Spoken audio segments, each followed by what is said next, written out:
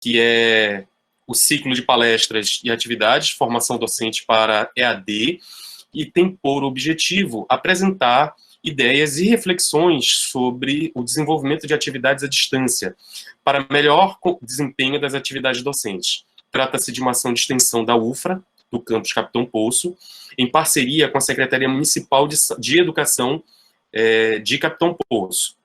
Então, eu queria parabenizar o professor Almir pela iniciativa. Em nome do professor Almir, eu queria parabenizar todo o campus, Secretaria de Educação. Esse é mais um projeto de sucesso do professor Almir, não é o único. Tenho participado de vários deles e vejo como é muito bem fundamentado o projeto dele. Bem, eu vou me apresentar. Meu nome é Cimélio Pereira, eu sou graduado em Comunicação Social, com especialização em Marketing, Gestão Escolar e Neuropsicopedagogia.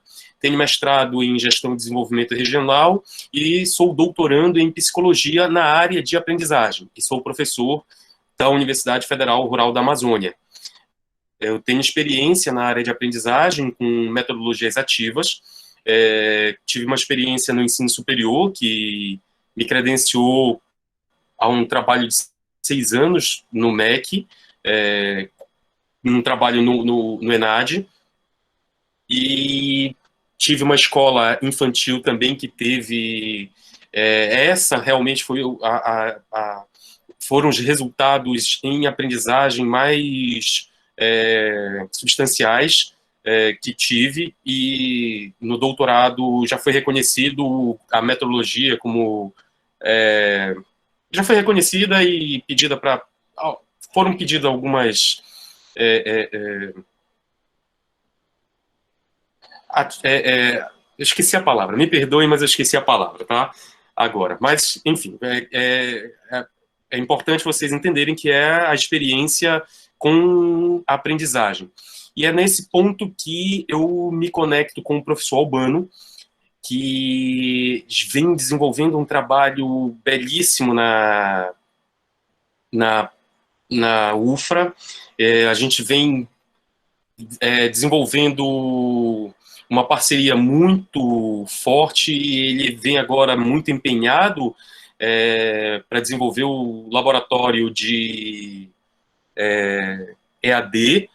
É a tese de doutorado dele. O professor Albano é professor da Universidade Federal, ele é doutor e mestre em educação pela Universidade Tiradentes, especialista em educação e tecnologias pelo Instituto Mantenedor de Ensino Superior da Bahia, e é graduado em pedagogia pela Universidade do Grande ABC. Ele desenvolve, como eu estava falando, pesquisas e orientações nas áreas de docência no ensino superior, educação online, metodologias ativas, educação híbrida e tecnologia no campo. Tecnologias digitais na educação. Então, eu gostaria, para a gente iniciar, pedir para todos desligarem seus áudios e a câmera também. Nós vamos ter agora a apresentação do professor Albano. As perguntas eu peço que todos coloquem no chat, e eu anoto, e no final eu passo para o professor Albano e ele responde todas elas. Tudo bem? Então, qualquer dúvida, podem colocar no chat que eu vou anotar, separar tudo para passar para o professor Albano. Professor Albano, gostaria de lhe convidar, por favor. Um prazer lhe rever. Um grande abraço. Cimélio. Depois de uma apresentação dessa, fiquei até encabulado a falar. Bom. Uma apresentação simples. Podemos, então? Podemos, por favor. Boa tarde a todos. Satisfação discutir um pouquinho de educação com vocês na tarde de hoje. Como o professor Cimélio colocou, eu sou o professor Albano Góes, sou professor da licenciatura em computação da UFRA do campus Capitão Poço, tá? Eu vou pedir só um pouco de considerações a vocês, porque estou vendo aqui que a qualidade da minha webcam não está das melhores. Na manhã de hoje eu tive um probleminha com ela, na verdade o computador caiu no chão. E eu tentei, não consegui. Meu Deus, o que eu fiz de novo? Tentei, não consegui configurar. tá bom? Então, peço considerações, se ficar escura a imagem, porque na verdade o que importa é a apresentação que eu vou fazer a posteriori, mas eu peço considerações para vocês. Bom, como o professor Simério colocou, a minha área de atuação é formação de professores, né? Relacionando essa formação de professores com educação e tecnologia e trazendo as chamadas metodologias ativas como uma alternativa viável e necessária para o desenvolvimento da educação básica brasileira na contemporaneidade, tá? Eu vou colocar minha apresentação daqui a pouco, mas antes disso eu queria só abrir um parênteses, né, com relação à minha formação, porque apesar de estar como professor no ensino superior hoje, eu já também estive na posição de vocês, já fui professor da educação básica, né, nos anos iniciais do ensino fundamental, já fui coordenador pedagógico e já fui diretor de uma escola municipal. Então, se colocar no lugar do outro é minha função também na minha fala hoje, porque a universidade ela não pode se distanciar daquelas características básicas da educação básica, né? Então, a intenção aqui também hoje é trazer para vocês uma alternativa viável para desenvolvimento tanto da educação, que a gente chama de educação online, quanto para a inserção das metodologias ativas nas práticas educativas de vocês, tá? Eu vou fazer minha apresentação aqui agora, um momentinho só. Simério, você só confere para mim se está a tela cheia aí a minha apresentação, por gentileza.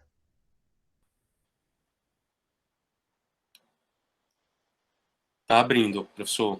Abrindo. Pronto. Tá a tela cheia aí, né? Tá a tela cheia. Bom, então a minha discussão hoje, né, o título da minha provocação, que poderia ser qualquer outro, né, é o ensino e aprendizagem ativa na educação básica. Caminhos iniciais para o novo normal docente. Eu trago a ideia de caminhos iniciais porque o que eu vou trazer para vocês aqui na tarde de hoje não é uma receita pronta, né? Vocês já são professores constituídos, já desenvolvem a prática educativa de vocês dentro da sala de aula de vocês, e aqui não é minha função ficar dizendo o que vocês devem fazer ou não, mas sim dar alguns caminhos possíveis para o desenvolvimento, né, da prática educativa, aliada às tecnologias e às metodologias ativas, principalmente... Oi. Coloque só no modo de apresentação do slide, por favor. Um momentinho só, que eu compartilhei a tela, eu compartilhei só a tela. Pronto. Apareceu agora? Tá aparecendo. Eu aproveito para pedir quem está com o áudio e vídeo ligado, por favor, desliguem. O Elias, a Naziel e a Keila e a Maria, por favor, desliguem seus áudios e câmeras, por favor, tá? Tem algumas pessoas que estão com um problema no áudio, pode ser interferência. A tela tá cheia, Simério? Ainda não apareceu. Não? Tá preta a tela. Momentinho só. Deixa eu fazer novamente o processo.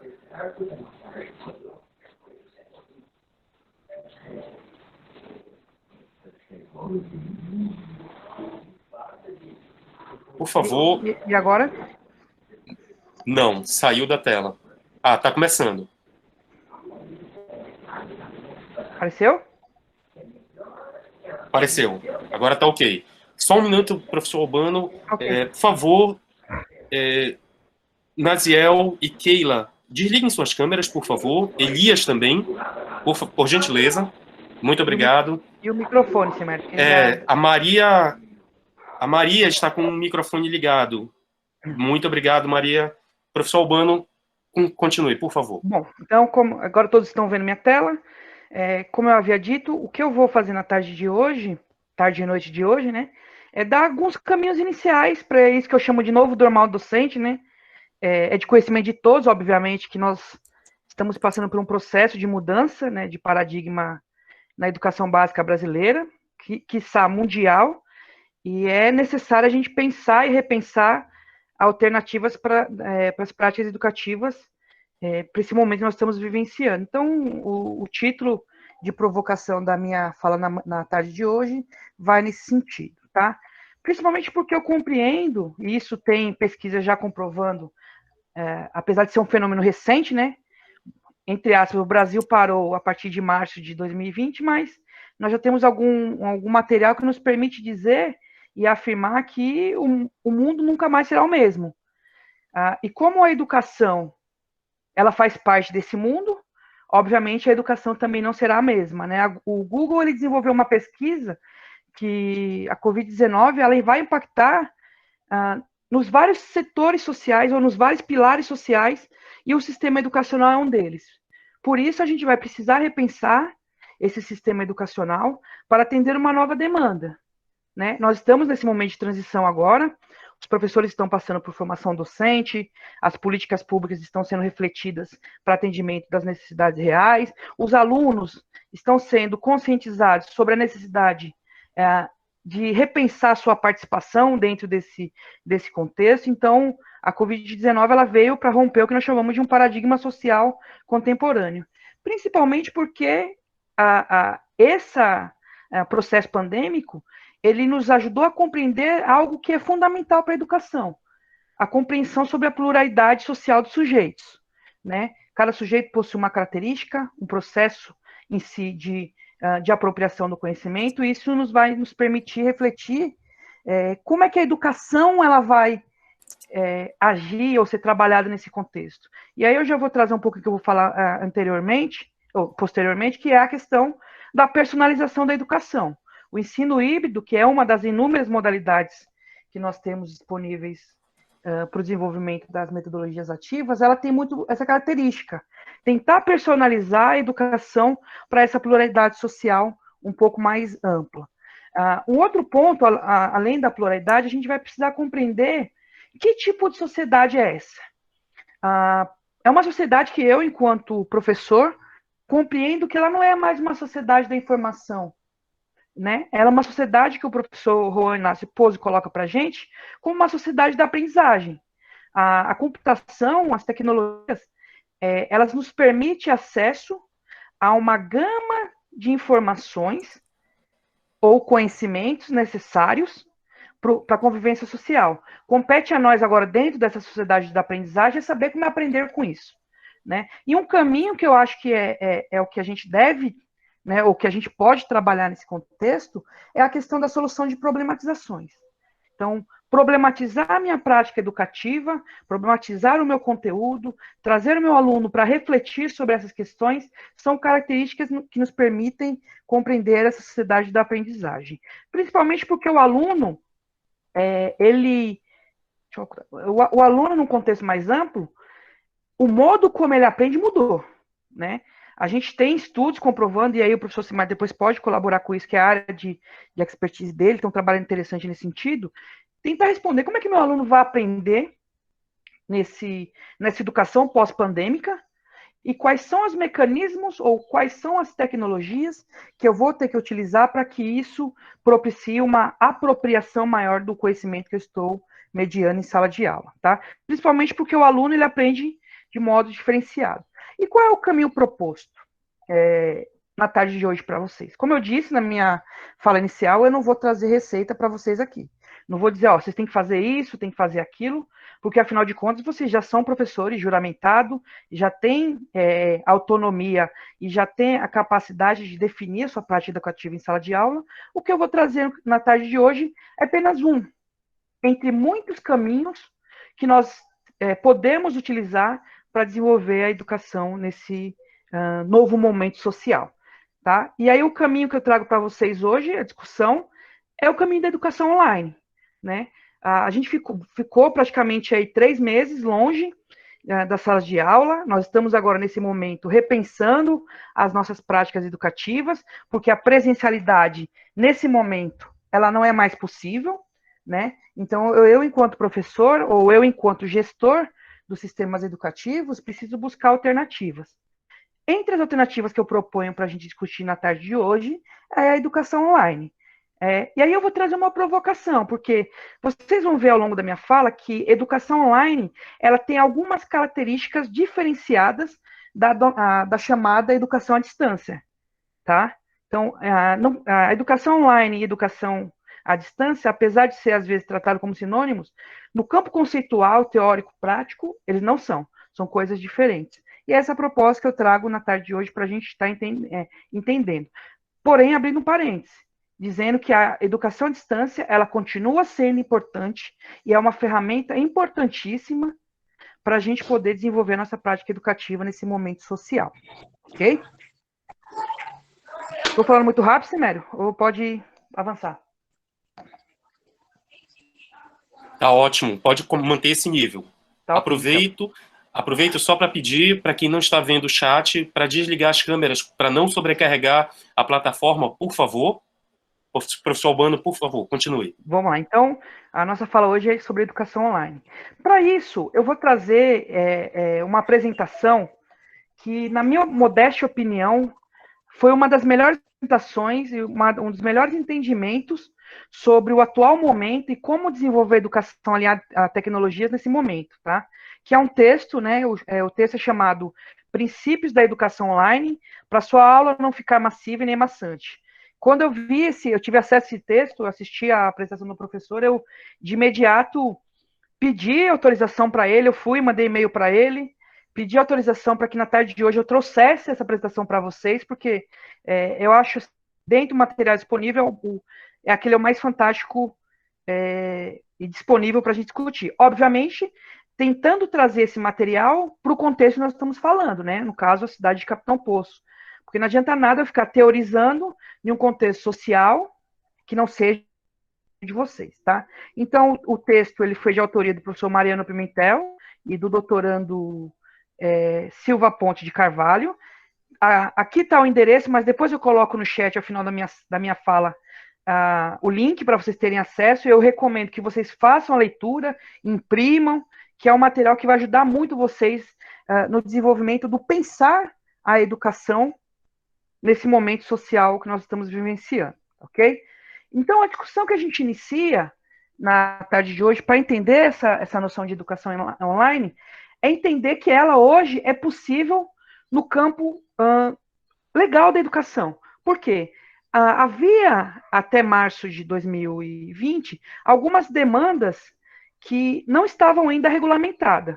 Porém, com as portarias 343, 473 e 544, é possível hoje a gente desenvolver a educação online aliada ao que está preconizando a nossa LDB e aliado ao que está preconizando o regimento jurídico em relação à educação. Principalmente porque essas portarias, via Ministério da Educação, obviamente, autorizaram a substituição, né, da presencialidade pelo desenvolvimento de uma educação online aliada ao uso das chamadas tecnologias da informação e comunicação. Então, hoje o professor, o secretário de educação, os gestores das escolas, eles têm a possibilidade, dentro do campo legal, dessas ações, principalmente porque a pandemia, ela exigiu isso. É o novo pensar da educação. E aí, trouxe à tona, né? Na verdade, é algo que, se a gente faz uma análise da educação à distância no Brasil, a gente vê que isso não é algo recente, né? Porém, o processo pandêmico acelerou algo que já seria visível, por exemplo, daqui a 5 anos, que é a necessidade da gente estar desenvolvendo educação à distância, no sentido de suprir algumas características em relação à educação como um todo. E aí os dados estão para colaborar com a gente. Se a gente faz uma análise, por exemplo, do ensino superior, o Brasil está passando por um processo de inversão. O número de matrículas em educação à distância, daqui a algum tempo, será superior ao número de matrículas em relação ao presencial. E isso nos ajuda a começar a entender esse movimento da chamada educação online. Principalmente porque a educação online, ela é fruto de uma discussão que não se inicia hoje, que não foi iniciada em março de 2020. Quando a gente pensa a educação à distância enquanto modalidade, né, ela se torna modalidade oficial em 96, né, com a promulgação da LDB, mas ela é algo muito mais antigo. Nós temos algumas gerações aí de educação à distância que nos permitem entender isso. Hoje nós estamos na terceira geração, que é uma educação à distância, uma educação online, que é aliada ao uso efetivo dos computadores. E aí eu trago o conceito de computadores, não apenas computadores pessoais, notebooks ou computadores de mesa. Os celulares, né, os smartphones, tablets e outras ferramentas. A própria televisão smart é uma ferramenta computacional que nos permite desenvolver essas ações num contexto mais amplo. Tá?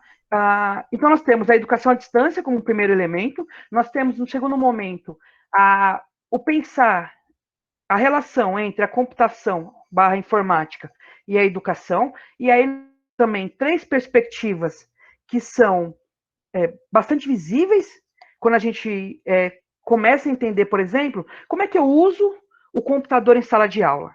Eu posso usar o computador como máquina de ensinar, eu posso usar o computador como ferramenta, ou eu posso usar o computador como meio de interação social, que, na verdade, essa última vertente, né, que é uma vertente socio-interacionista, é a vertente necessária hoje no desenvolvimento da educação online. Eu não posso apenas pensar a utilização do computador como uma máquina de ensinar. O aluno senta no computador, aprende o conteúdo é respondido, validado. Não. A gente tem que trabalhar uma abordagem socio-interacionista, que aí a teoria ela busca fundamento psicológico na abordagem de socioconstrutivista do Vygotsky. Tá, ok? Dúvidas até aqui? Podemos prosseguir, então? Isso foi uma introdução para a gente começar a entender a educação online. Por quê? Podemos, Oi?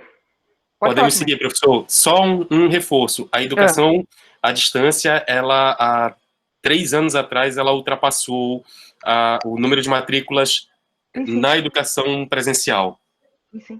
Então, aí a gente vê, na verdade, esses dados nos ajudam a colaborar com essa reflexão e, principalmente, pessoal, tirar de mente um preconceito que eu chamo de tolo com relação à modalidade de educação à distância. Esse preconceito que nós temos, que a educação à distância não presta, que o ensino presencial é melhor, isso daí foi superado no início do século XX, ou no final do século XX, melhor dizendo. Então, a ideia aqui é a gente trabalhar uma perspectiva de aliar as minhas necessidades enquanto professor da educação básica com as ferramentas que nós temos disponíveis. Por quê? Porque, apesar disso, é o que nós vamos falar de educação online na tarde de hoje, né? No campo conceitual, a educação online ela é um fenômeno da própria cybercultura, que é a cultura que nós estamos vivenciando, que é uma cultura pertencente do WhatsApp, as relações sociais são feitas a partir de ferramentas digitais ou das chamadas redes sociais, o sujeito ele aprende e busca conhecimento na rede mundial de computadores. Tudo isso nos caracteriza a entender a educação online como não apenas uma evolução da EAD. Não é isso. A ideia que nós estamos na educação online é que ele é um fenômeno da própria cybercultura, como a professora Edmeia Santos coloca para a gente aí nesse excerto que ela escreveu em 2015. Tá? E aí nós temos vários pensadores que nos permitem entender essa ideia, o professor Manuel Castells, para a gente entender essa noção da sociedade em rede, o próprio Pierre Levy, para a gente entender a ideia do que é o virtual, né, a virtualização das ações sociais, e também a questão da cybercultura, o professor André Lemos, para entendimento da inserção dessa cybercultura na cultura contemporânea, a professora Lúcia Santaella, para entendimento da estética, vamos assim dizer, e da cultura dessas mídias, né? Como pensar a sua relação sujeito-máquina. O professor Marco Silva e a professora Edmeia, que são casados, né? Eles, para entendimento dessa relação. Como é que eu desenvolvo uma sala de aula interativa e como é que eu penso essa educação online? Aí eu vou abrir um parênteses. O professor Marco Silva, ele escreveu essa concepção de educação online, né, no livro Sala de Aula Interativa, no início dos anos 2000. Ele já previa essa demanda e essa necessidade 20 anos depois. Nós estamos hoje aqui vivenciando essa necessidade. Então, a discussão sobre educação online, de novo, ela não surge em março de 2020. Ela é muito mais antiga que isso, ok? E entender o que é essa cybercultura, né? Se a gente faz uma análise social da evolução da história da humanidade, a gente pode dividir essas relações sociais em grandes fases, e nós estamos vivenciando essa última fase, que é chamada sociedade em rede. Então, a cybercultura é o próprio fenômeno da sociedade em rede, os sujeitos estão interligados, as barreiras geográficas e sociais e temporais foram superadas, e isso configura tudo a grande sociedade em rede. Se é uma cultura, né, se é uma cybercultura para a sociedade, obviamente ela vai impactar o contexto educativo. Mas aí essa imagem nos ajuda a entender que, apesar de nós estarmos vivenciando uma sociedade em rede, a sociedade em um ambiente de trabalho que o autor chama de 3.0, infelizmente, a nossa estrutura, a nossa arquitetura, as nossas práticas educativas, elas ainda continuam do século XIX. Então, eu acho que o momento é agora a gente começar a repensar essa reflexão sobre a estrutura da escola. O que é a escola? Tá? Eu não estou aqui dizendo que ser tradicional ou que o desenvolvimento de práticas educativas tradicionais é ruim. Pelo contrário, eu estou dizendo que elas são importantes para o contexto social, porém a gente precisa repensar no sentido de como ampliar essa discussão e nos questionar: será que elas são suficientes para eu atender a demanda do meu aluno, para eu entender as necessidades formativas do meu aluno, da sociedade? Ok? Então, essa é a reflexão que nós temos que colocar no contraponto da educação 3.0. Eu já tenho resposta, eu acredito que não, a gente precisa repensar. Tá? A educação online, a professora Edmeia coloca isso para a gente, que a educação online ela é uma abordagem didática pedagógica. Então, eu, enquanto professor, eu posso desenvolver uma prática educativa fundamentada na educação online. Mas minha escola não tem o suporte necessário para que eu desenvolva essa perspectiva. Como é que eu devo agir, professor? Você deve sempre estar provocando nesse sentido. E aí eu vou trazer um papel que é nosso da universidade também, em estar colaborando com vocês nesse movimento. Né? Às vezes a universidade ela fica um pouco distante. Eu até brinco com os pares lá. Né? O PIBID e o Residência Pedagógica ele aproximou ao campus Capitão Poço um pouco da realidade de Capitão Poço. Porém, foram algumas escolas que as ações foram desenvolvidas. A gente está falando de um organismo maior. Se a gente para analisar as paridades da educação básica desenvolvida no município de Capitão Poço, principalmente a educação municipal, a gente precisa, enquanto universidade, estar se aproximando um pouco mais disso. E aí a provocação que a gente está fazendo na tarde de hoje, e é o que a gente também faz dentro do campus. Porém, essa provocação ela deve ser uma via de mão dupla. A universidade provoca vocês, e vocês também podem provocar a universidade, afinal de contas, a UFRA está de portas abertas. Eu, enquanto professor, nós temos lá alguns laboratórios de prática pedagógica, a gente está lá para ouvir os professores, as demandas, as necessidades, porque também, infelizmente, a gente é um só. Então, a gente, às vezes, não tem capacidade de estar adentrando todo esse contexto. Bom, dito isso, a educação online é uma abordagem didática pedagógica, ela premissa, na verdade, a ideia de que, apesar de ser online, ela não garante interatividade. Por exemplo, existem modalidades de educação à distância que são desenvolvidas no online, que apenas são exposição de conteúdos. O que a gente está provocando aqui na tarde de hoje é que a gente desenvolva uma educação online focada na aprendizagem colaborativa, aonde todos os sujeitos colaboram entre si, e aonde o professor ele perde o status de centro da ação social educativa. Né? Às vezes o professor ele é visto como centro, né? Ele fica em cima do seu púlpito, né? Fica professando, né? Daí vem a palavra professor, e na verdade o que a gente está colocando aqui é uma outra perspectiva, é uma aprendizagem colaborativa. Quando eu digo isso, eu não estou me referindo, pessoal, em dar menos valor ao professor, pelo contrário, eu estou colocando aqui a necessidade da gente repensar esse papel. Será que ser professor hoje, 2020, é a mesma coisa que ser professor no final do século XX? Quais são as necessidades, por exemplo, que o município de Capitão Poço tem para que eu possa desenvolver essa chamada aprendizagem colaborativa, ok? São discussões que nós vamos ter nessa questão. Dúvidas?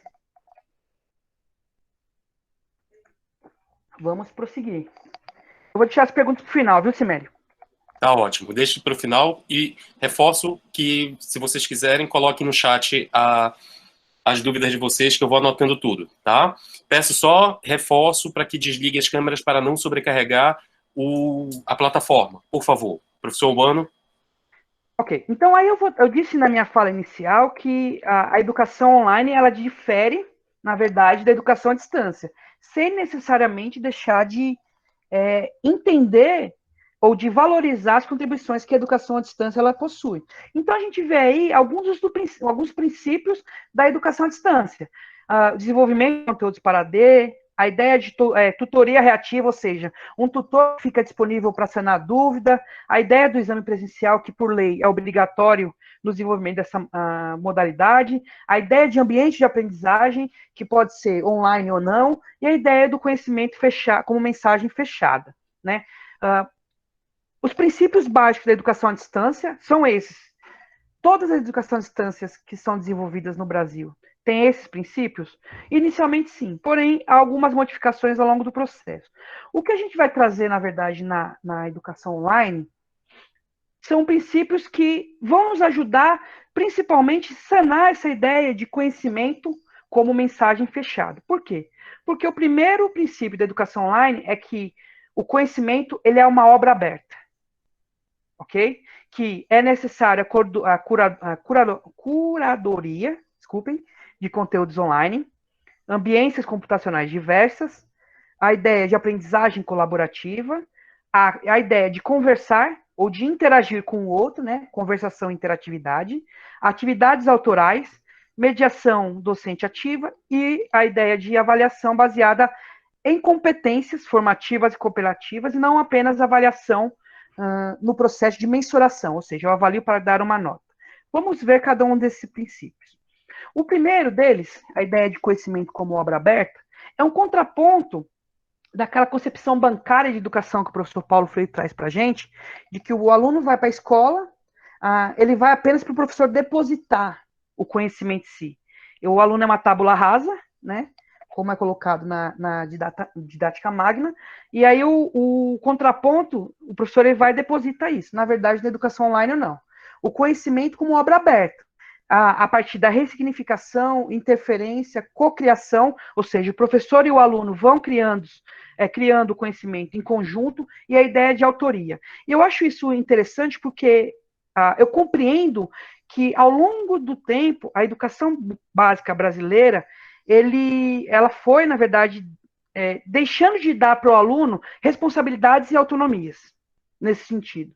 Né? O aluno, às vezes, ele vai para a escola apenas esperando que o professor enche o quadro de lição para que ele copie para o caderno e traga o caderno cheio para a mãe poder dar uma olhada. Não é nem o professor que faz o visto, é a família. A ideia de conhecimento como obra aberta é a necessidade da gente co-criar em conjunto com o aluno e desenvolver a capacidade de autoria. Principalmente porque isso evita a ideia de mensagem fechada, rompe com a concepção bancária de depósito de conhecimento. Né? Aluno bom é aluno que memoriza o livro didático, que copia todas essas lições, que responde, né, todas as questões corretamente na prova. Na verdade, na educação online, a gente tenta romper um pouco com isso. Tá? A ideia de curadoria de conteúdos online é um contraponto do que é desenvolvido, por exemplo, hoje, na produção de materiais para educação à distância. Normalmente, o professor, que ministra a disciplina de educação à distância, ele prepara uma apostila, disponibiliza essa apostila no ambiente virtual de aprendizagem para o aluno baixa essa apostila, faz a leitura, assiste um vídeo complementar, tem a tutoria que tira as dúvidas e o aluno responde à prova. Na verdade, na educação online é necessário a curadoria, que nada mais é do que a ação do professor de fazer a seleção, a filtragem dos conteúdos que são necessários. Se a gente entra na internet hoje, a gente tem uma gama de informações disponíveis para a gente. Porque ao invés de eu criar mais um conteúdo, eu simplesmente faço uma filtragem, seleciono esse material, tento estabelecer relação desse material com os meus objetivos de aprendizagem. É isso que nós chamamos de curadoria, ok? Que, na verdade, é o ato de encontrar, agrupar, organizar ou compartilhar o melhor conteúdo específico, ok? E uma das ações que é recomendada nesse processo é a definição do roteiro de estudo. Então, o professor, no processo de desenvolvimento da educação online, para que ele realize a curadoria, ele precisa fazer a curadoria, a síntese e elaborar um roteiro para que o aluno siga nesse sentido. A ideia de roteiro aqui não é uma ideia de receita pronta, tá, pessoal? Não é o aluno ele vai ter que seguir etapa por etapa. Ele vai ter que analisar esse documento, né, ou essa ação, e a partir dali definir quais são as melhores alternativas para que ele atenda essas características, ok?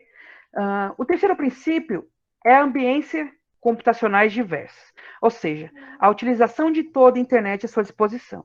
Normalmente, para desenvolver educação à distância, a gente precisa de um ambiente virtual de aprendizagem, precisa de uma plataforma que hospede essas ações educativas. Na educação online não precisa disso. A ideia é a gente utilizar todas as ferramentas computacionais que tem disponível para a gente dentro da minha prática educativa. É utilizar o WhatsApp enquanto, por exemplo, elemento de produção textual, é utilizar o YouTube enquanto plataforma para reflexão visual e auditiva do aluno, tá? É pegar essas plataformas que já têm disponibilidade e aliar a eles a minha prática educativa, ok? A ideia de ambiências computacionais diversas parte de três premissas. Aliás, parte de três grupos. Ambientes que me permitem fonte de informação, ambientes que me permitem criar, né, que nós chamamos de sistemas de autoria, e ambientes que permitem eu me relacionar, eu me comunicar com demais autores, que a gente chama de mídias sociais, redes sociais, ok? O quarto princípio, como eu disse anteriormente, é a ideia da aprendizagem colaborativa, né? Na educação à distância tradicional, o que o aluno faz é chamada autoaprendizagem. A ideia na educação online é que a aprendizagem ela seja colaborativa. Todos dialogam, aluno com aluno, professor com aluno, professor com professor, todos no mesmo espaço, numa mesma ambiência computacional, ok? Socializando, participando, compartilhando e negociando as ações, tudo em prol de um único objetivo. O tradicional, né, nós chamamos de objetivo de aprendizagem, ele continua o mesmo na educação à distância ou na educação online. O que eu estou propondo para vocês hoje é que a gente pegue esse objetivo de aprendizagem e utilize como meio de atingi-lo a educação online, ok?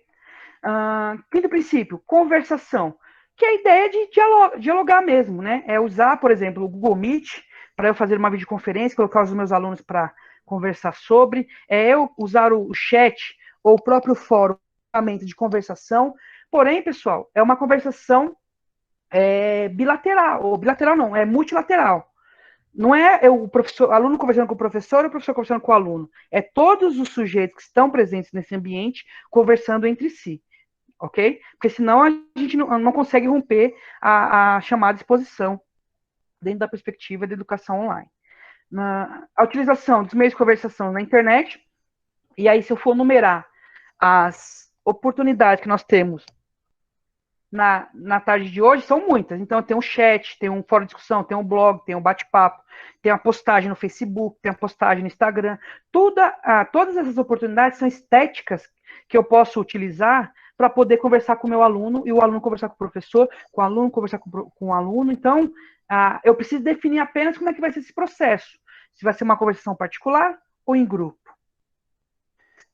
A ideia de ambiências conversacionais por videoconferência, então a pandemia nos permitiu usar muito essa ferramenta, né? A gente está usando o Google Meet, o Zoom, o próprio Skype como ferramentas para conversação online. Então, eu acho que não consigo pensar, na verdade, a educação online sem a gente recorrer a essa utilização, a utilização da videoconferência enquanto elemento de conversação, dialogar com o meu aluno.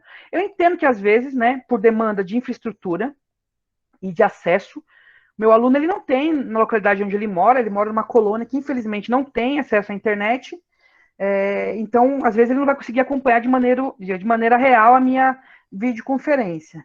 Porém, é uma ferramenta importante que a gente pode estar utilizando para tentar desenvolver essas ações dentro de um contexto mais global. E aí as plataformas são inúmeras. A gente tem plataformas que focam em apenas uma pessoa, nós temos plataformas que permitem criar subgrupos, atividades síncronas, foco na tela, então a gente tem algumas alternativas viáveis, e aí o professor ele tem que ter o domínio, né, tem que ser alfabetizado em tecnologia, a ponto de conseguir compreender quais são essas ferramentas. Vocês vão ter uma palestra, se não me engano, amanhã, que o professor Alan vai focar muito nisso. Então, é interessante assistir para poder entender um pouco do que eu estou falando hoje, no sentido de que eu preciso, enquanto professor, dominar essas ferramentas, pessoal. Não adianta eu querer, vou acordar uma bela segunda-feira e falar, hoje eu vou desenvolver educação online. Se eu não tiver domínio de uma série de ferramentas, eu vou ter dificuldade para isso, ok? Temos conversação por fórum de discussão, que é o mais comum em EAD. Temos a utilização de diversos ambientes conversacionais, e uma que eu acho que é fantástica a gente está utilizando hoje é o próprio WhatsApp, né? O WhatsApp, ele é a tecnologia presente, é a extensão do corpo humano hoje para muita gente. Então, tem pessoas que, às vezes, não vivem sem óculos, e tem pessoas hoje que não vivem sem WhatsApp. É uma das características da chamada cybercultura, tá? A ideia do papel do professor enquanto mediador de colaboração, porque, assim, normalmente, na EAD, o professor ele é um tirador de dúvidas, né? Ele faz o que a gente chama de tutoria reativa. Então, o aluno tem uma estudo material, tem uma dúvida, vai tirar dúvida com o professor e faz a avaliação. Na verdade, na educação online, não. Na educação online não tem uma pessoa que vai tirar dúvida. A dúvida é tirada a todo momento. É na aula, é na discussão, é nas relações educativas que são dentro desse ambiente, tá ok? É uma característica da educação online. Na educação online, nós não temos a chamada tutoria reativa. Ela é uma mediação dinâmica, tá? Se esse princípio, o professor ele não é mais o centro das atenções na educação online, né? Durante muitos anos, digo até séculos, né? O professor ele é visto como a centralidade do processo educativo. Inclusive, a gente teve durante muito tempo o púlpito, né? O professor subia no púlpito para professar os seus conhecimentos, e o aluno era vazio em si. Hoje não, hoje há uma necessidade da gente reconfigurar essa posição docente para que o professor não seja mais o centro, mas para que ele seja o sujeito que vai intermediar esse processo. Eu não estou dizendo aqui que o professor deixa de ser importante, pelo contrário, ele nunca foi tão importante para o processo educativo. Haja vista que as ações de volta às aulas, elas normalmente começam pela capacitação do docente, pelo entendimento das necessidades do docente, tá?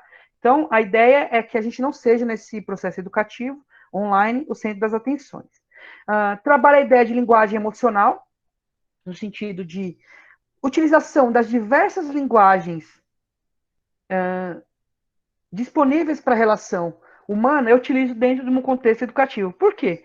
Porque se eu estou falando que na educação online a interatividade é fundamental, ela é necessária porque ela vai permitir que eu use todas essas tecnologias, esses conhecimentos, dentro de um pró comum, ok?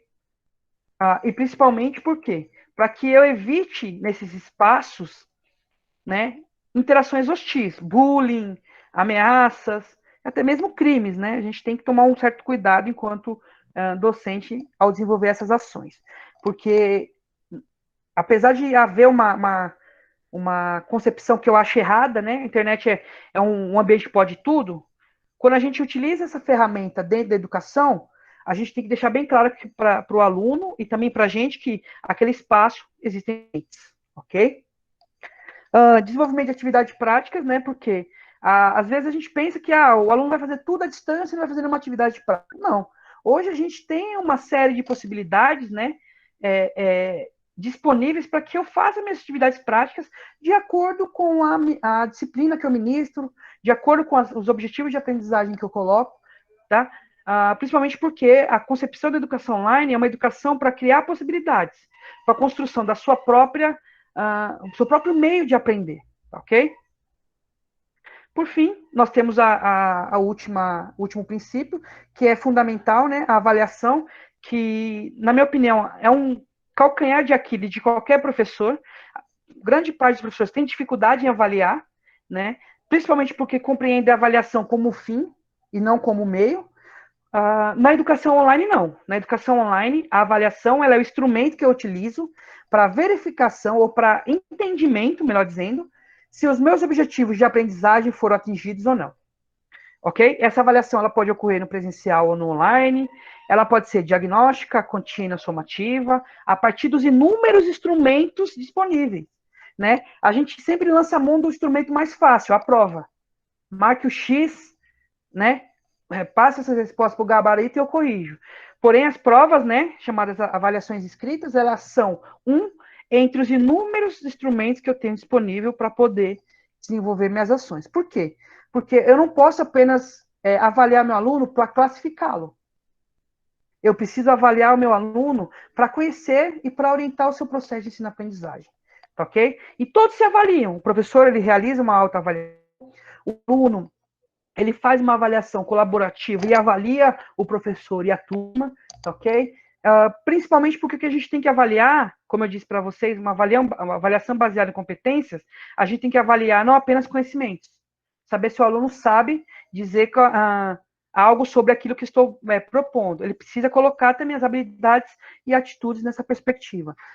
Desenvolver educação online exige, ou tem como princípio, desenvolver uma educação baseada nesses elementos. Ok? Dúvidas? Até aqui? Simério, vamos fazer um bloco de dúvidas com relação à educação online, porque eu vou partir para metodologias ativas agora. Tá ótimo. Eu tenho tem muitas contribuições.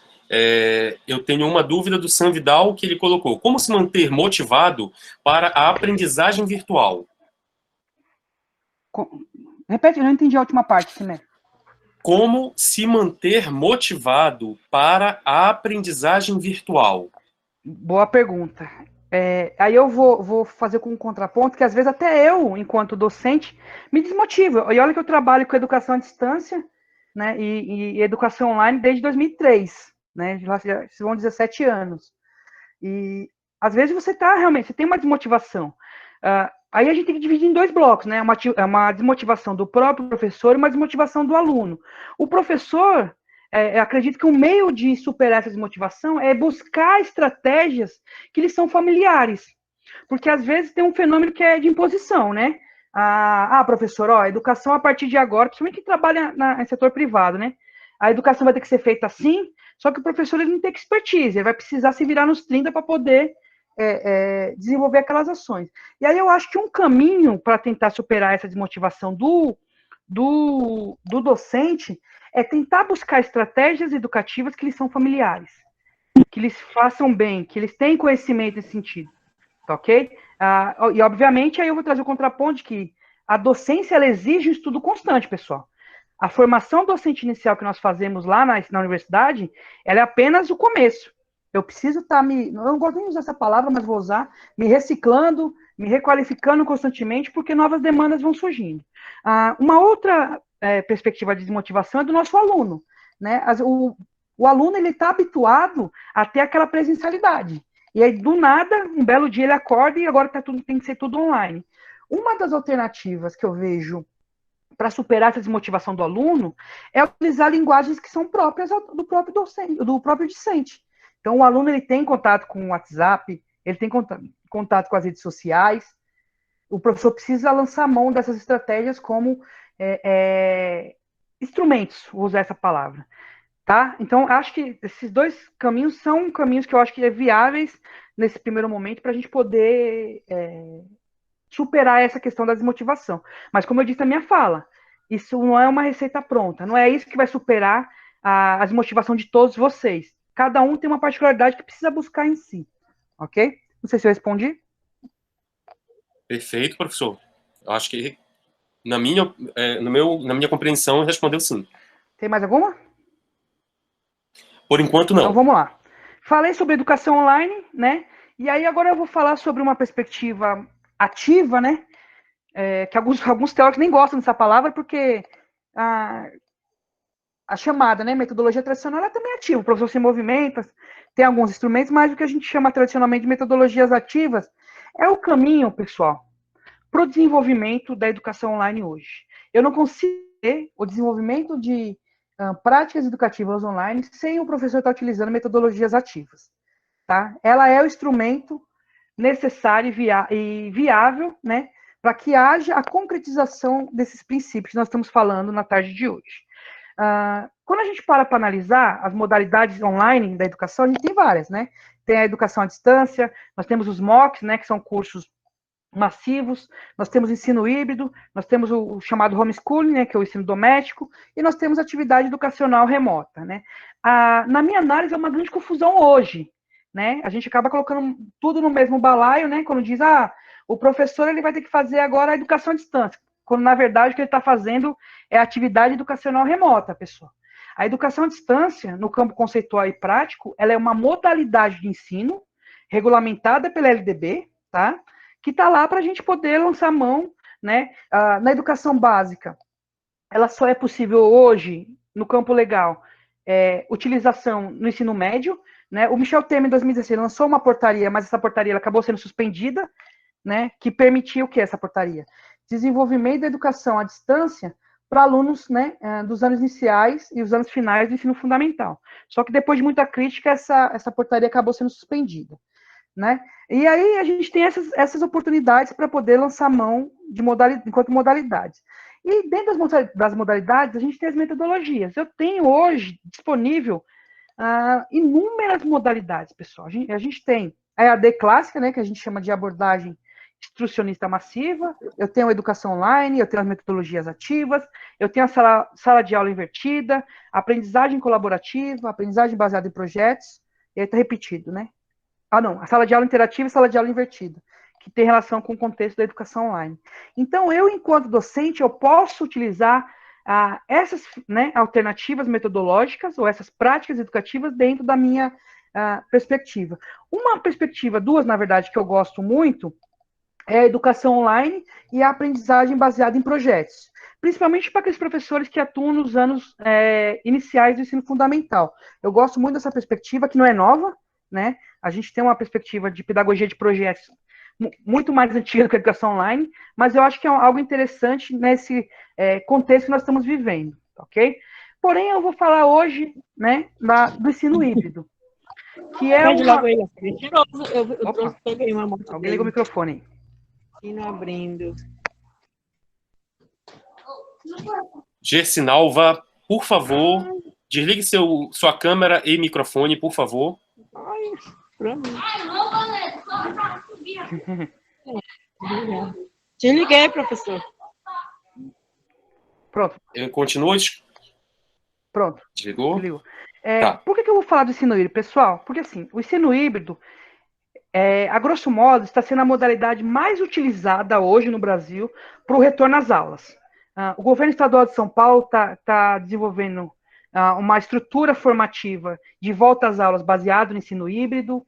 A prefeitura de Sobral, no Ceará, está baseada na perspectiva do ensino híbrido. Então, acredito eu que vai ser, entre as metodologias, a mais interessante, não vou falar nem adequada, mas a mais interessante a gente usar dentro das nossas aulas, numa perspectiva de transição, né, desse novo normal. Então, o ensino híbrido, ela é essa modalidade. Por quê?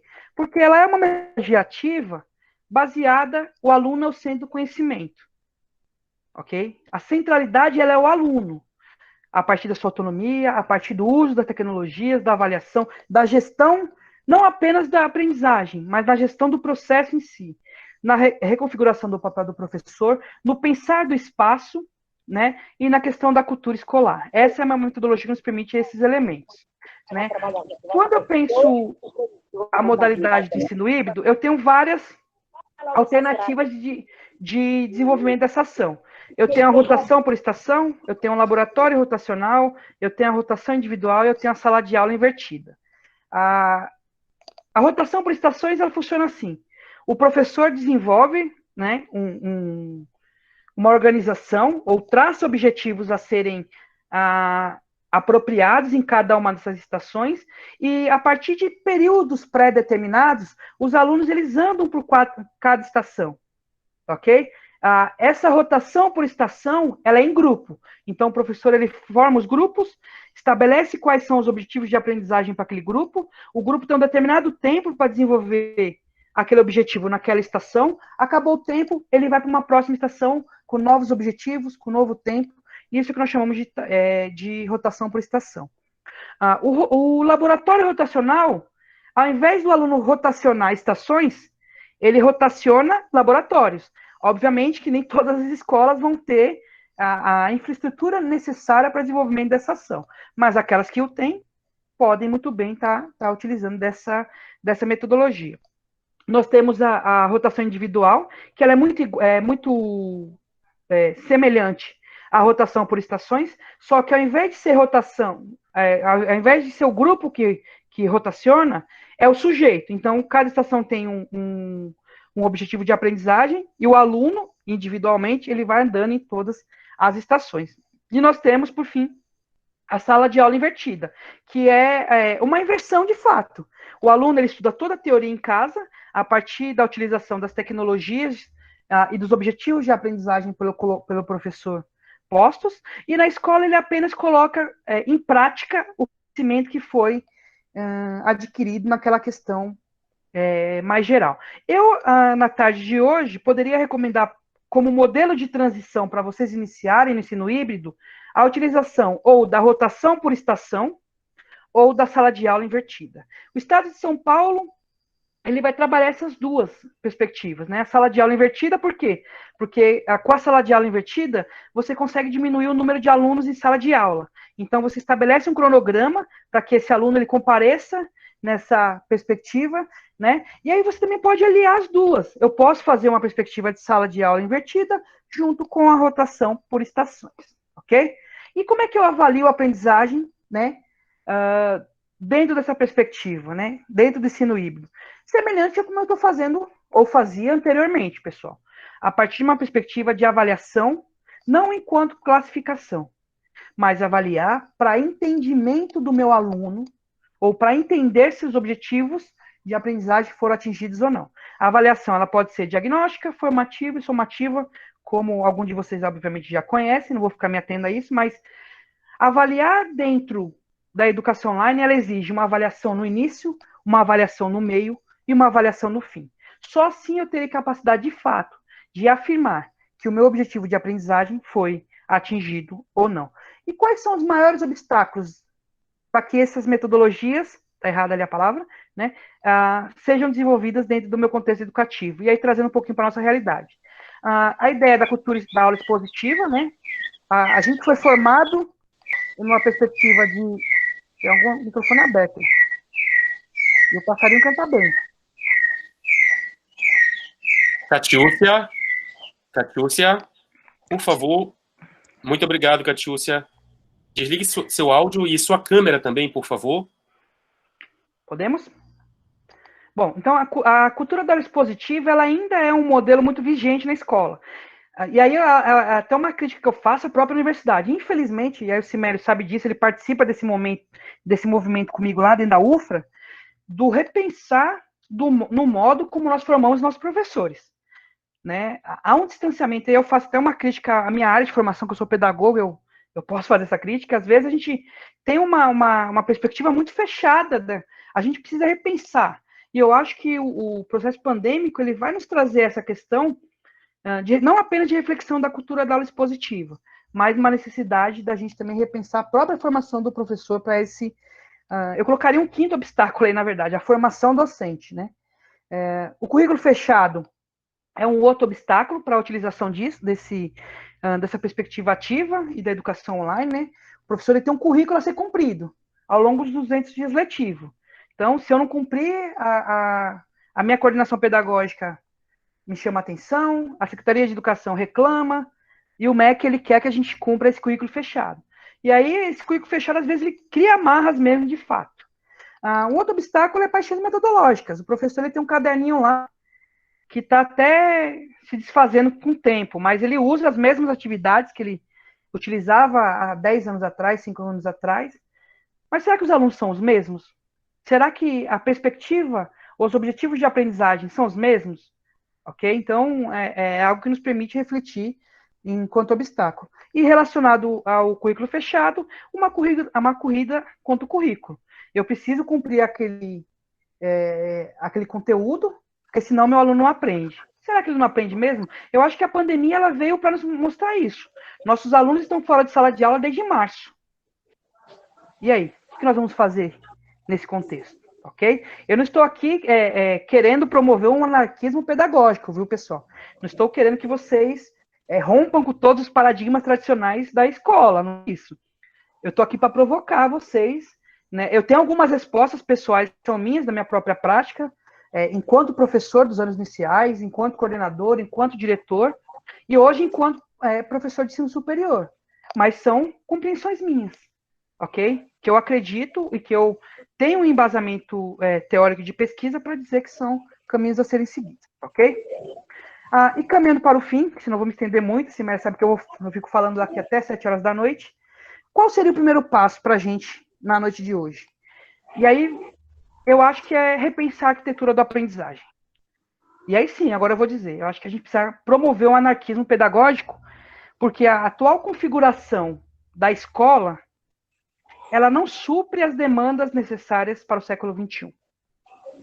Será que não é o momento da gente quebrar as paredes da escola e integralizar essa escola? No sentido metafórico e literal mesmo. Né? A gente tem algumas experiências ao longo do tempo que nos permitem entender isso. E o principal, dentro do ordenamento jurídico. A LDB permite isso. A organização didático-pedagógica da escola é de responsabilidade da própria escola. Ok? Bom, estamos prontos para começar? Acho que eu trouxe mais dúvidas do que caminhos para vocês na noite de hoje, mas o que eu tinha para falar inicialmente, eu digo inicialmente por quê? Porque, posteriormente, nós vamos estar disponíveis na UFRA para diálogo. Eu estou lá praticamente todos os dias, vocês podem me procurar, obviamente depois que a pandemia passar. E aí a gente vai dialogar, nós temos o Laboratório de Práticas Pedagógicas em Informática na Educação, eu tenho alguns projetos que eu desenvolvo lá, e o principal, eu gosto muito de aluno, pessoal, eu sou um professor que gosta de aluno, mas eu gosto muito mais de professor. A minha paixão, de fato, se é que eu posso usar essa palavra, é formação docente. Por quê? Porque eu acredito que se um professor está bem formado, todo o restante na escola dá certo. Então, por isso que eu acho que a cabeça vamos assim dizer, a cabeça do prego hoje é a formação docente. E é o que eu vislumbro, o que eu pesquiso e o que eu quero. Eu gosto de aluno, continue gostando, mas eu gosto muito mais de professores, ok? Muito obrigado, aí está o meu contato. Desculpe se eu tiver falado alguma coisa mais dura, mas é uma perspectiva que eu defendo e acredito. Principalmente no dia de hoje, né, que nós tivemos a promulgação da LDB, finalmente ela se torna permanente na Constituição Federal, então é um dia feliz para a educação pública básica brasileira. Muito obrigado. Muito obrigado, professor Albano, belíssima explanação. Antes de passar pelas dúvidas, professor, a Auricélia, ela fez um pedido para o senhor falar sobre ferramentas síncronas e assíncronas. Ela pediu para fazer um comentário, para falar um pouquinho mais sobre isso, que ela tem algumas dúvidas, se está sendo usado de forma correta. Onde estão as dúvidas dela? Está no chat? Tá no chat. Ela diz assim, ferramentas síncronas e assíncronas. Você pode falar um pouco, até porque são termos que estão sendo usados. Bem simples. Ferramentas assíncronas são aquelas que o aluno não precisa estar naquele momento para desenvolver as ações, e ferramentas síncronas são ferramentas que que o aluno precisa estar naquele momento. Por exemplo, nós estamos na noite de hoje fazendo, né, o uso do Google Meet. O Google Meet é uma ferramenta síncrona. Para você ter acesso a essa palestra, você precisa entrar ao vivo, vou usar o termo ao vivo. Síncronos são coisas ao vivo, precisa estar presente naquele momento. Tá? E assim o aluno não precisa estar a sua presencialidade, ele pode ver depois ou dentro do tempo disponível para poder utilizar. Eu não vou me ater, sabe por quê, Simério? Porque amanhã, salvo engano, isso é a fala do professor Alan, ok? Eu não sei se tem, conceitualmente falando, a diferença é essa. Eu acho que é isso mesmo. Nós temos aqui algumas dúvidas que eu dividi em blocos. Primeiro, a dúvida da Maria Bruna Martins, que vai muito parecida com a dúvida do Sanvidal, que o senhor já respondeu, que fala sobre como amenizar o problema da evasão escolar nas aulas online. Eu acredito que a utilização de atividades assíncronas, ela é uma alternativa para auxiliar. Agora, o problema que a gente também tem que entender, pessoal, que tanto no presencial quanto no online, a gente vai ter a evasão enquanto elemento de característica, né, vamos assim dizer, dessa perspectiva. E, obviamente, eu acho que um caminho também para superar essa evasão é desenvolver atividades que chamem a atenção do aluno, isso é óbvio, mas que também dê autonomia para que esse aluno construa o conhecimento. E aí eu tenho várias atividades disponíveis, ferramentas disponíveis para eu poder utilizar. Eu não posso dizer quais seriam, porque isso vai depender muito da área. Por exemplo, um professor de matemática, ele vai utilizar ferramentas didáticas online, diferente, por exemplo, do professor de artes. O que vai determinar o uso ou não dessa ferramenta é o meu objetivo de aprendizagem para aquela aula, para aquele bimestre ou para aquela unidade, ok? A Maria Mitic, que ela está falando que podemos... eu acho que é uma pergunta que ela fala assim, podemos assemelhar com o presencial e o não presencial. Uhum. Acredito sim. que sim, né? Sim. Porque assim, às vezes a gente aí tem que tomar um certo cuidado. Educação online, pessoal, não é transposição real das minhas ações do presencial para o online. Não é fazer o que eu fazia no presencial, fazer no online, pessoal. O que vai determinar, na verdade, o rumo de vocês nesse processo é o objetivo de aprendizagem. Se eu não determino um objetivo de aprendizagem muito claro, eu vou ter dificuldade para desenvolver as minhas ações. Porque, assim, a educação online, ela é apenas um meio. Ela não é o fim da educação em si. Entendeu? A educação online, ela é a ponte que vai me permitir que o meu objetivo de aprendizagem seja atingido. É isso. Para que meu aluno passe por essa ponte e, ao final, ele se aproprie desse conhecimento. Ok? Professor, eu gostaria de contribuir com essa parte da motivação também. Fica à vontade. Sua expertise, meu amigo, à vontade. A questão da motivação, ela é peculiar já há muitos anos, desde o ensino tradicional. Mas qual é o problema? É o que a gente está fazendo na educação para entregar para a nossa vida. Qual é o objetivo, como o professor falou, qual é o objetivo que nós estamos entregando na nossa educação? O que a gente pretende fazer com aquele aluno?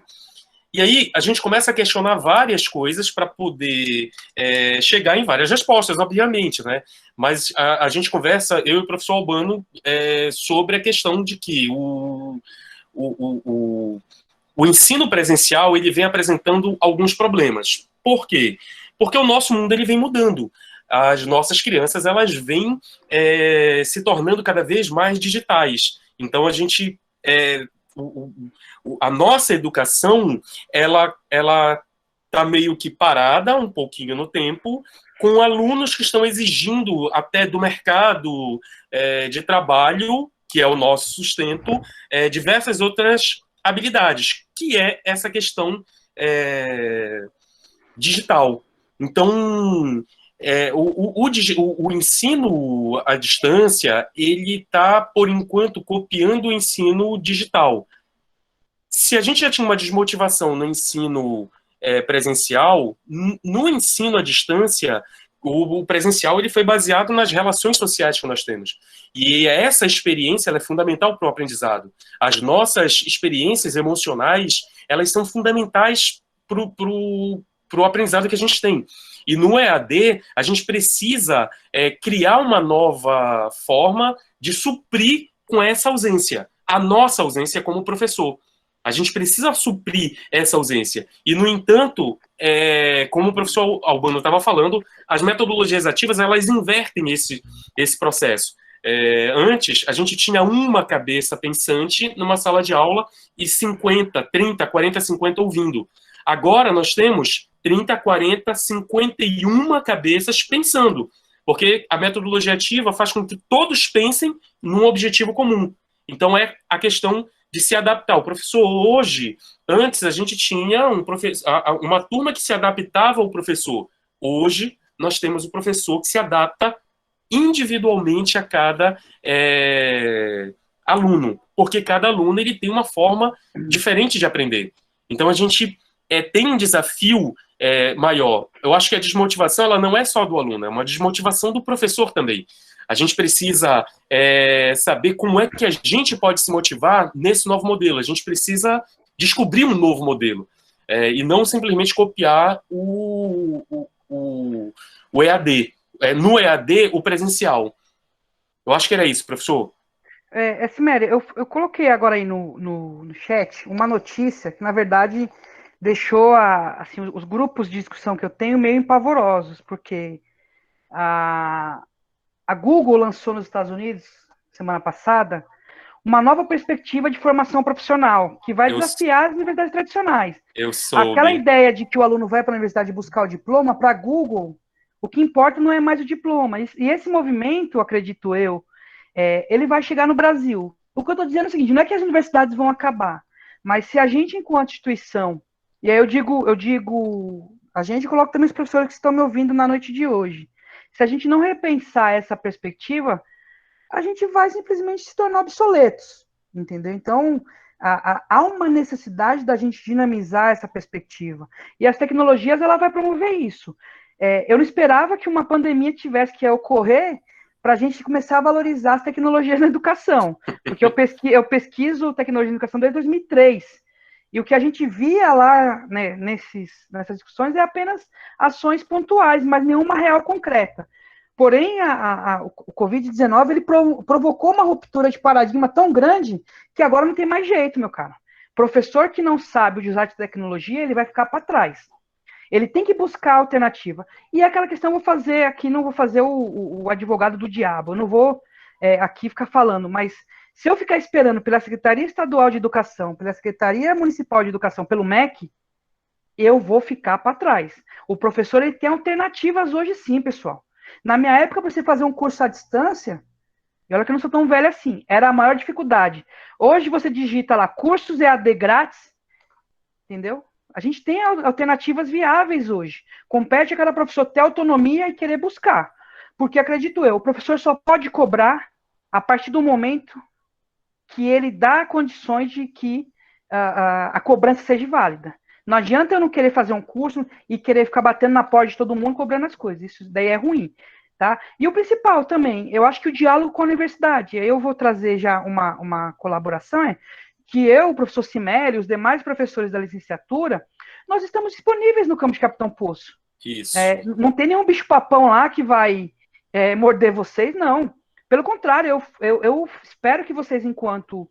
Eu digo todos que estão presentes na noite de hoje, os colegas que não estão presentes, vão lá na UFRA, nos visitem, levem as demandas, as que não puderem ser solucionadas de maneira imediata. A gente dialoga nesse sentido, afinal de contas, esse é um papel da universidade. E ela está sendo mantida, né, pelos impostos pagos por vocês. Então, a intenção é que a gente estabeleça esse diálogo. Porque eu vou ser bem franco, eu, o Simério, nós somos apenas 2. Então, não dá para atender todas as demandas e também fazer o diagnóstico de todas as demandas, né? Afinal de contas, a gente também tem outros interesses de pesquisa. Mas vocês podem muito bem lá dialogar com a direção, com a coordenação do curso, da licenciatura, né? Para que a gente faça essa ponte, esse diálogo. Eu acho que, inclusive, o professor Almir está de parabéns nesse sentido, porque do tempo que eu estou na UFRA, né? De lá já se vão quase 5 anos, foi a primeira ação que a gente pôde dialogar de fato com os professores da rede municipal. Então, é uma ação importante. A UFRA está de portas abertas, a licenciatura em computação está de portas abertas, e eu, enquanto professor também, pedagogo e formador de professor, estou disponível para dialogar com vocês. Eu vou pegar a fala da Auricélia, que ela colocou: a educação urgentemente precisa acompanhar a atualidade, assim como os profissionais da educação. É exatamente isso. A gente está olhando para a educação e para o professor, para o nosso processo educacional. Mas a gente não está olhando para o nosso aluno. Como é que o nosso aluno se motiva? É só olhar o nosso aluno diante de um jogo. A gente não tem hoje, a gente está na época do streaming, dos games extremamente avançados, robustos.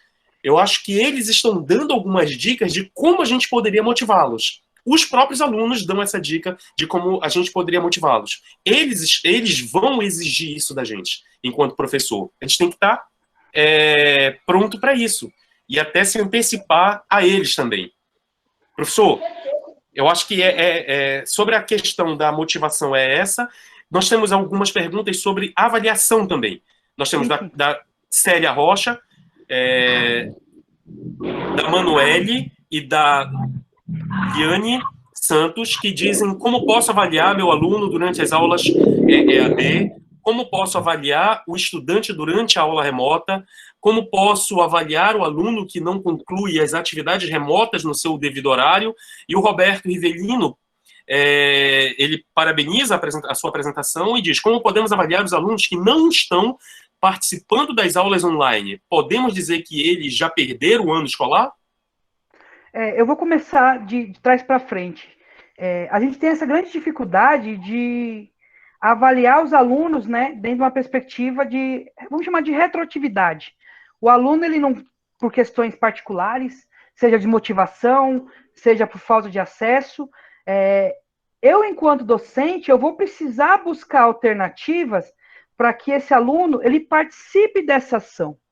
Eu vou colocar aqui de novo minha apresentação, Cimeli, só para eu colocar o slide, porque aí eu faço a minha fala em cima dele. Tá? Deixa eu só compartilhar de novo aqui. A Naziel está informando que vai lhe procurar durante o semestre, quando voltarem... Pronto, à vontade. Vocês estão vendo a tela aí? Estamos, professor. Então, a minha perspectiva de entendimento dessas perguntas que foram colocadas, ela se pauta nesse slide. Como é que eu vou avaliar o meu aluno? Né? Como é que eu vou trazer aquele aluno que não está participando das minhas atividades? Primeiro eu tenho que entender essas relações. O onde, o quando, como, por quê, quem e o quê. Então, onde vai ser no presencial, vai ser no online? Quando é que eu vou avaliar? Aquela ideia de análise diagnóstica, somativa e formativa, né? E os instrumentos. Aí eu vou pegar a minha fala aqui para responder essas perguntas com relação aos instrumentos, pessoal. Eu preciso avaliar o meu aluno a partir de instrumentos que sejam atendidos, ou que atendam, melhor dizendo, as reais necessidades desses alunos.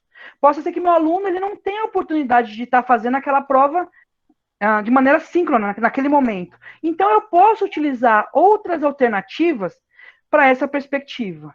Por quê? Aí a gente cai no terceiro elemento. Porque eu não vou avaliar meu aluno apenas para classificar, apenas para saber se ele perdeu ou não de ano. A avaliação, numa concepção pedagógica, ela é muito mais ampla que isso, pessoal.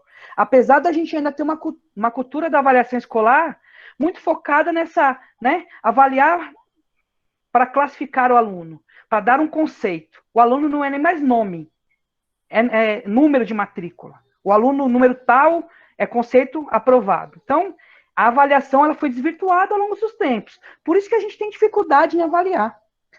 Aí eu vou abrir um ponto. O professor também não foi formado corretamente para entender essa perspectiva. Aqui eu não estou falando apenas de avaliação online, tá, pessoal? Isso serve para o online e para o presencial.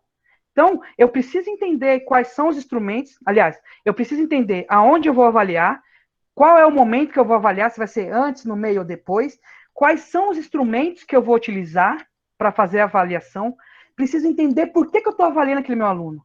Eu vou avaliar para poder atingir, para entender o meu objetivo de aprendizagem. E quem é que vai ser avaliado? Porque às vezes a gente tem essa questão. Eu vou avaliar apenas o aluno. E você, enquanto professor calapálida, vai ser avaliado em que momento? Não que os professores vão responder uma prova, né? Responder um questionário agora sobre sua prática educativa. Não é isso. Avaliar é refletir sobre. Então, eu preciso entender essa questão. Por quê? Porque eu preciso entender no campo das competências, que é o conjunto, na verdade, conhecimentos, habilidades e atitudes que são adquiridos ao longo do tempo. Aí vocês me falam, Urbano, mas você está falando aí é muito, muito teórico, na prática a realidade é outra. Eu discordo. Por que eu discordo? Porque eu, enquanto docente, pessoal, eu não posso pensar minha avaliação somente no momento. Amanhã eu vou ter prova, vou fazer minha prova hoje. Eu tenho que antecipar. A avaliação, ela precisa ser pensada constantemente, tá? Então, isso daí é uma ação do próprio professor, e é responsabilidade do professor. ok? E aí, respondendo as duas últimas questões, o aluno ele vai estar desmotivado e ele vai estar ausente desse processo. Eu preciso buscar alternativas, né? E para eu buscar alternativas, eu preciso chegar a essa conclusão. Então, essa ideia de trabalhar com senso comum, os alunos não vão querer. Será que os alunos não vão querer mesmo? Quais foram os instrumentos avaliativos que eu utilizei para poder chegar a essa conclusão? A gente tem que parar de utilizar muito achismo na educação. Eu digo a gente porque durante muitos anos eu também fui assim. Eu achava que, mas na verdade eu preciso fundamentar. Não foi tão necessário a gente trazer para a educação um conceito que é clássico da educação. A própria professora Selma Garrido traz essa ideia, do professor pesquisador. O professor que pesquisa não precisa ser apenas aquele que atua no ensino superior, pessoal. O professor que pesquisa, o professor pesquisador, tem que ser aquele também que atua na educação básica. Por isso que eu gosto mais de professor de educação básica do que professor de ensino superior. Mas eu gosto de você, Simele, também. Abraço. Obrigado, professor. Eu gosto muito mais da motivação, mas para mim não. Eu vejo elas como interligadas. A minha experiência no ensino infantil, eu tive uma escola que tinha até o 5º ano, e os meus alunos, eles eram extremamente motivados. Extremamente motivados. Eu tenho diversos relatos dos pais que, com 10, 15 dias de férias, batiam na escola de volta, dizendo que ele já quer voltar, de alunos que acordavam 5h30, 6 horas da manhã, pedindo para o pai levar logo para a escola, que ele já queria ir. Não teve segredo. O que aconteceu foram que os resultados das avaliações, que nós começamos a passar avaliações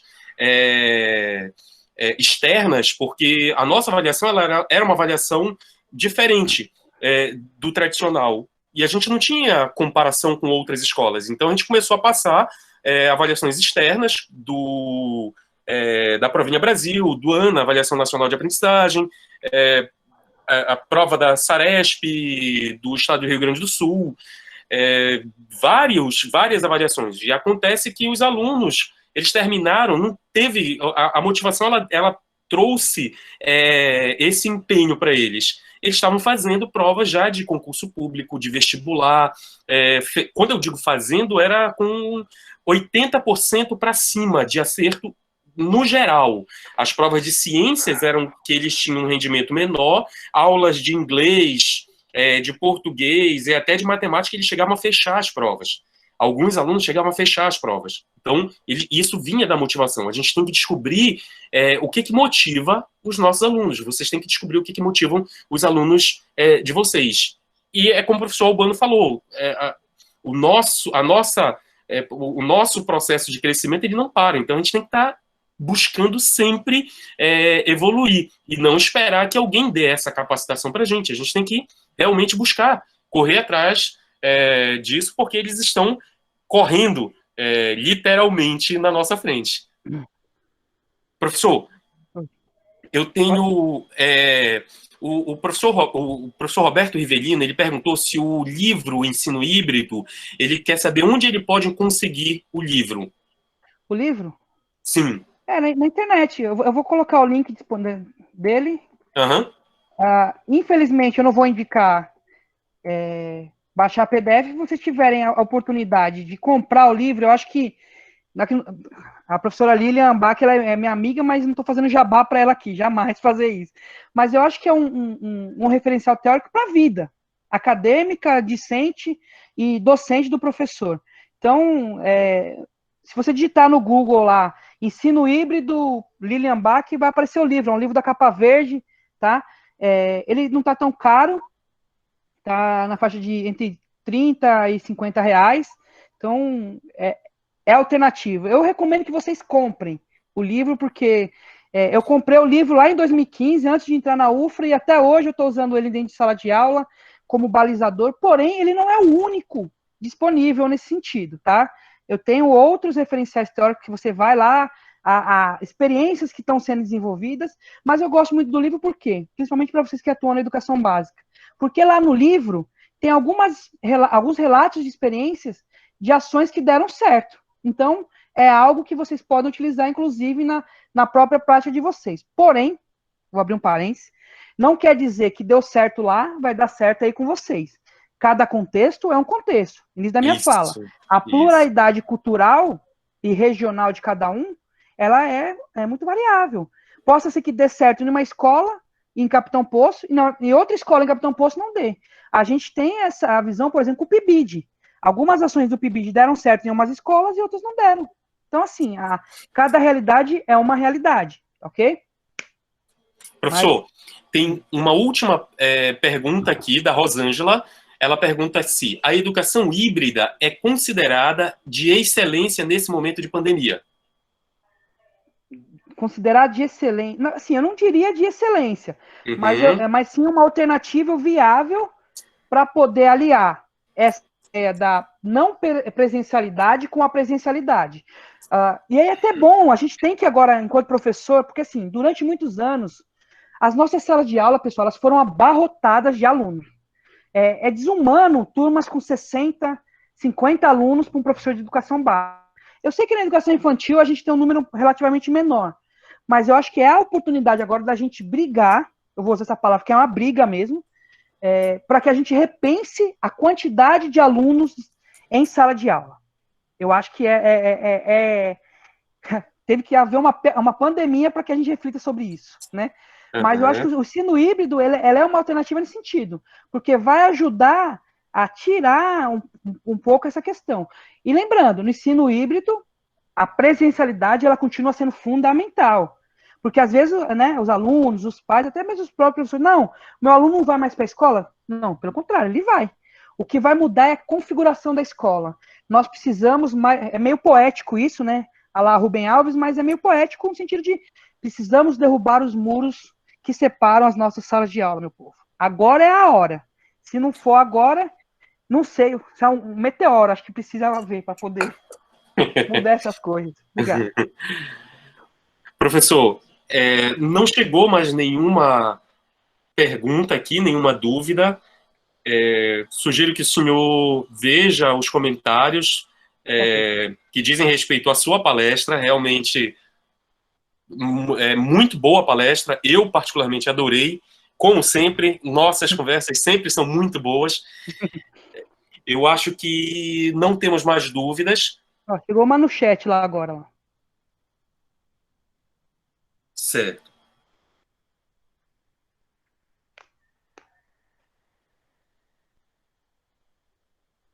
Ele quer saber qual é o papel do educador nos tempos atuais. Se eu pudesse resumir uma palavra, eu diria que é mediador. A concepção de educador enquanto transmissor de conhecimento, a partir de março de 2020, ela simplesmente não cabe mais ao nosso contexto educativo. Ele é o sujeito que vai mediar, que vai fazer a curadoria do conhecimento. Essa palavra me encrencou hoje. Eu acho que ele vai ser o papel dele é um papel de mediador. Em que sentido? O conhecimento está pronto, pessoal. A internet, ela promove o acesso à informação.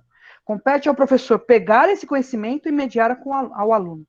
E aí eu vou abrir um parênteses. O livro didático tradicional, ele continua sendo importante, né? As nossas salas de aulas, elas continuam sendo importantes.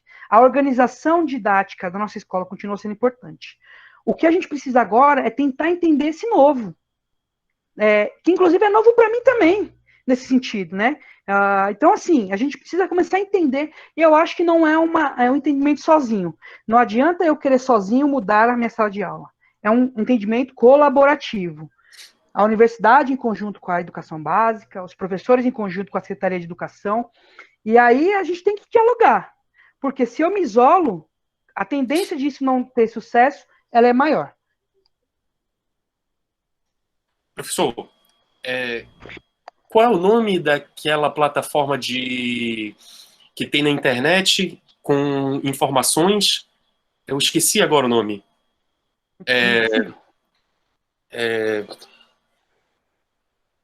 Poxa, eu esqueci. Mas era só para reforçar a questão do que o professor Albano tá falando. As informações, elas estão dentro da internet.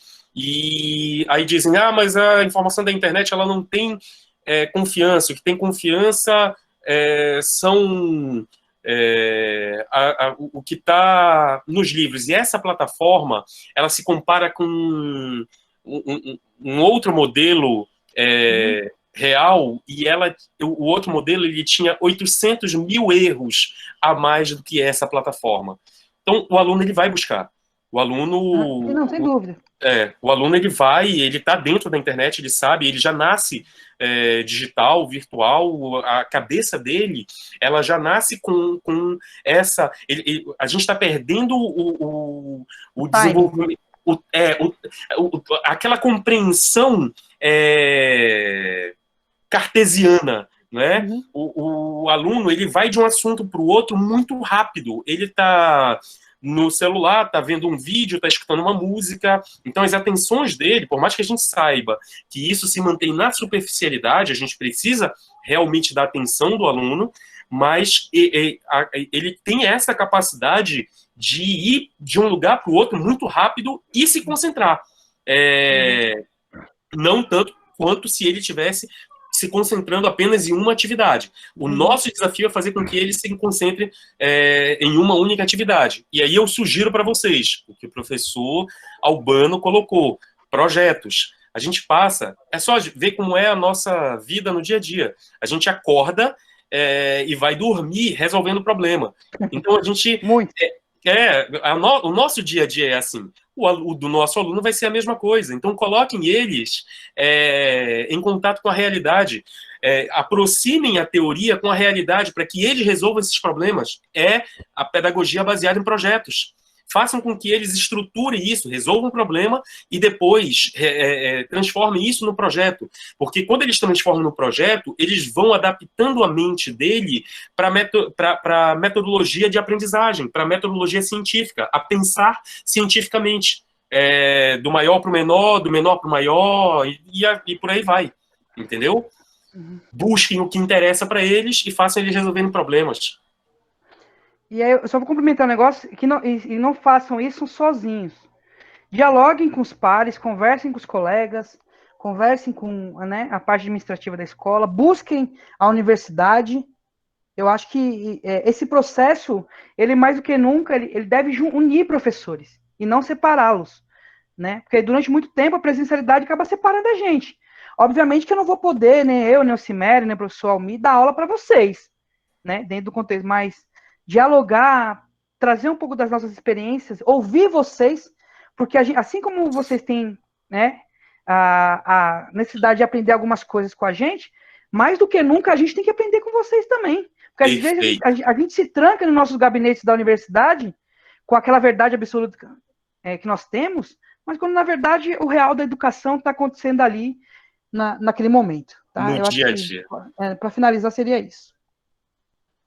Eu queria só complementar com uma coisa. Na minha experiência com a escola ela ficava numa zona periférica. Eu tinha alunos, até filhos de traficantes lá. Quando eu falo isso, para vocês entenderem a gravidade do que era esse aluno, ele chegou com um rosto com pelo menos 4 cortes no rosto, com a boca cortada, cicatrizes, né? Ele não chegou ferido na escola, mas aluno de 6 anos. Imagina o que aconteceu com esse aluno durante esses 6 anos. O quanto ele foi agredido, quanto ele estava comprometido com o aprendizado dele.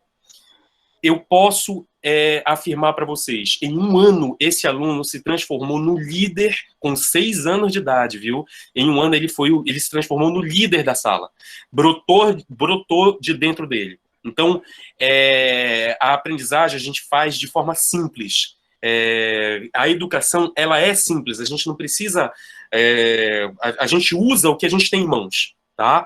E eu digo para vocês, o que eu fiz lá na escola pode ser adaptado perfeitamente para todas as ferramentas que a gente tem na internet hoje. Ferramentas que já existem, como eu venho conversando com o professor Albano sobre isso. Então, dá para fazer.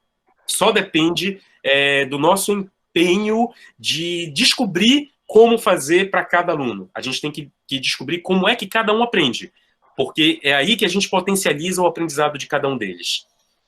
Professor Albano, mais alguma contribuição? Não. Eu vou colocar agora de novo aí A vantagem da educação online é isso, né, pessoal? É a instantaneidade. Então, eu vou colocar agora no chat aí o link do artigo, né, do hipertexto, na verdade, que eu usei para fazer minha fala de hoje. Eu recomendo fortemente que vocês façam a leitura. Ela é uma coletânea de artigos que está saindo constantemente. Então, aqueles professores que têm grandes dúvidas de como usar a tecnologia, como desenvolver educação online, eu recomendo que acompanhem essa revista. E o formato dele é interessante, que é hipertexto. Então, lá tem vídeos, tem links para referências. Então, o professor ele pode interagir com o próprio conteúdo em si. Tá? Eu gostaria de agradecer. Já pode finalizar, Simélia? Pode, né? Pode sim, professor. Então, eu gostaria de agradecer mais uma vez ao professor Almir, ao professor Simério pela companhia. São pessoas ímpares, né, que a gente está sempre discutindo lá as dores e dissabores da universidade. Agradecer a audiência de vocês, porque eu acho que foi a primeira, né, nesse tempo de pandemia, uma primeira palestra que eu fiz que teve mais de 50 pessoas online. Hoje nós temos 132, então me sinto honrado pela presença de todos vocês na noite de hoje. E para finalizar, me coloco à disposição a todo momento. A gente está lá na UFRA para poder dialogar, promover formação e até mesmo dividir, né, um cafezinho e chorar um pouquinho sobre a educação brasileira. Obrigado.